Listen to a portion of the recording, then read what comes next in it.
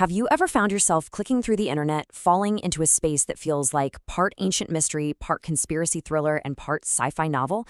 Well, that's exactly where we're going today. We're deconstructing a blog called Crabtree.biz, and it's a trip.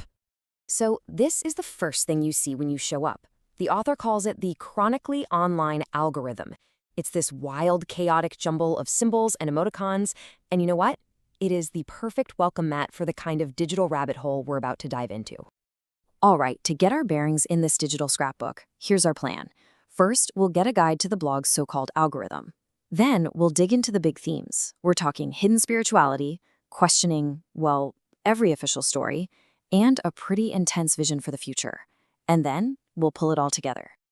So what even is this thing? The author describes it as a public digital scrapbook.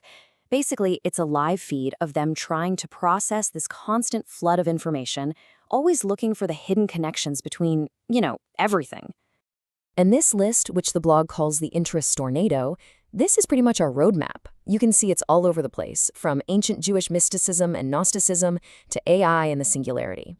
It's all about digging into hidden systems. So let's jump into the first major theme, spirituality.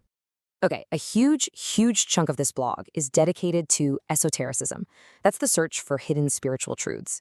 And to really get a feel for it, we're going to look at its take on a story we all think we know, Noah's Ark.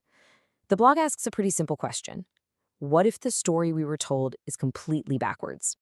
Pulling from apocryphal texts, these are ancient religious writings that didn't make it into the final cut of the Bible. The blog puts forward this really startling idea. The Great Flood? It wasn't a reset button for humanity.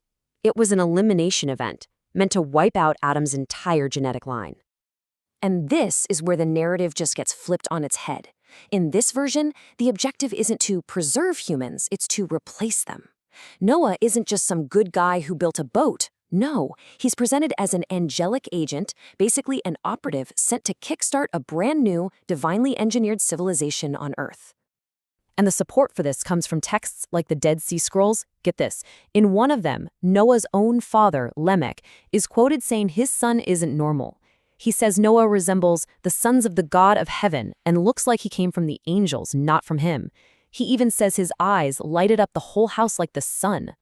So the idea here is that the world wasn't really cleansed at all.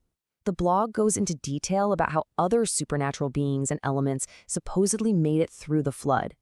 You've got these cursed mothers turned into sirens, a literal giant as a stowaway, even DNA from the Nephilim, those angel-human hybrids, making the trip. The old conflict was just set to continue. For instance, the blog points to the Book of Enoch, which says the human women who had children with the fallen angels, the mothers of the Nephilim, weren't drowned. Instead, they were cursed and transformed into these predatory water spirits, the sirens, who would then carry all that forbidden knowledge into the new world. Now, this habit of questioning the official story, it doesn't just stay in the ancient past. It flows right into our modern world, and the focus shifts from hidden spiritual systems to hidden political ones. And this is where the blog dives headfirst into some really complex conspiracy theories. For example, one post analyzes the death of a man named Charles Kirk, not as a random event, but as a meticulously planned Masonic ritual. The blog breaks down everything, the meaning of his name, the fact that the manhunt took exactly 33 hours, framing it all as this symbolic sacrifice to destroy old ideas of liberty. And in that same spirit, it tackles QAnon, but not as a grassroots political movement. The blog's take is that it was actually a highly sophisticated psychological operation. It argues that it used principles from chaos magic to basically take all this real anti-establishment anger and channel it into just waiting around. So how did it allegedly work? The blog claims it was set up like a game. First, the anonymous Q was like a blank slate that people could project all their hopes onto. Then, the cryptic drops made finding the truth feel like an addictive puzzle. And finally, you had these mantras like trust the plan that encouraged people to just sit back and wait rather than act. So after deconstructing the past and the present, the blog's focus makes one more big shift, and that's to the future. And when it looks ahead, the hidden systems it's obsessed with are almost entirely technological. Yeah, the blog is just fascinated with ideas that totally blur the line between technology and, frankly, metaphysics. It looks at AI not just as a better Siri, but as a potential new form of consciousness. It talks about the singularity like it's a kind of technological apocalypse, or maybe even a rapture. And of course, it questions reality itself with simulation theory.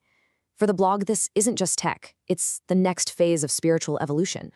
So, ancient angels, modern conspiracies, and future AI. What on earth is the thread that connects all of this? Well, according to the blog, it's all part of the same fundamental quest: the search for the hidden systems, the invisible scripts that are secretly running our world. You see, it's all the same search, just in different arenas. Whether it's trying to decode the unseen spiritual forces of the past, the unseen political forces of the present, or the unseen technological forces that are shaping our future, the blog treats every single thing like a clue, a piece of data in one gigantic, interconnected mystery. In the end, this blog doesn't really give you any easy answers. What it is a raw, unfiltered case study of someone trying to make sense of a world that is just overflowing with information. And by doing that, it leaves us staring at maybe the single most important question of our time.